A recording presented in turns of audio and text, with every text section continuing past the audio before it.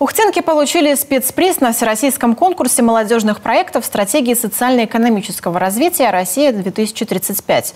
Студентка местного педколледжа Алена Шестакова с наставницей Марией Фокиной представили эссе на актуальную тему влияния экологии на здоровье граждан.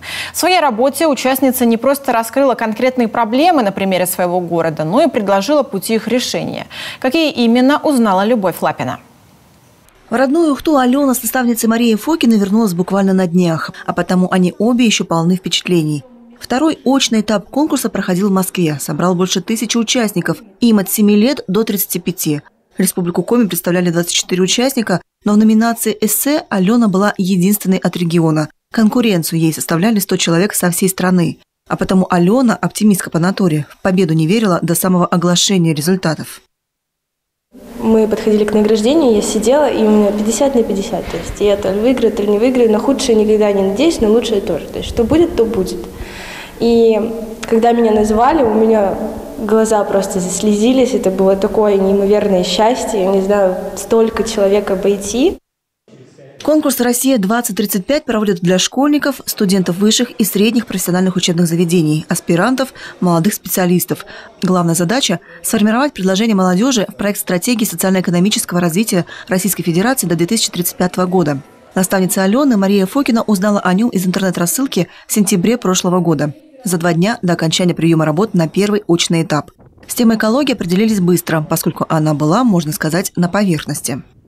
Экологическая обстановка у нас в Республике Коми, конечно, есть проблемы. Это несанкционированные свалки. На них мы, конечно, сделали более углубленный упор. И уже пути решения предложили это уже в дошкольном возрасте. Доносить до детей информацию о необходимости раздельного мусоросбора. А также мы предложили создание социальных и просветительских видеороликов.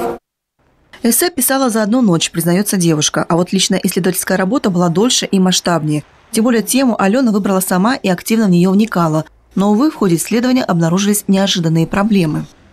Была продуктивная работа, это различные исследования, когда мы ходили с Марией Николаевной по Ухте, смотрели, где у нас установлены контейнеры по раздельному сбору мусора. Это заняло около где-то месяца. Я узнала о том, что в нашем городе, например, нет ни одного контейнера по раздельному сбору мусора, есть только 2 урны на территории торгового центра. Все.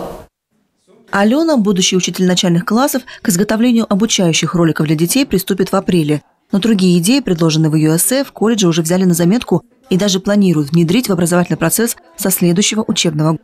Алена заявила о том, что из отходов производства можно делать очень интересные вещи, то мы уже запланировали это организовать в колледже в рамках предмета «Практикум по художественному конструированию» и во внеурочной деятельности изготавливать из отходов, это пластиковых бутылок и других материалов, какие-то интересные поделки.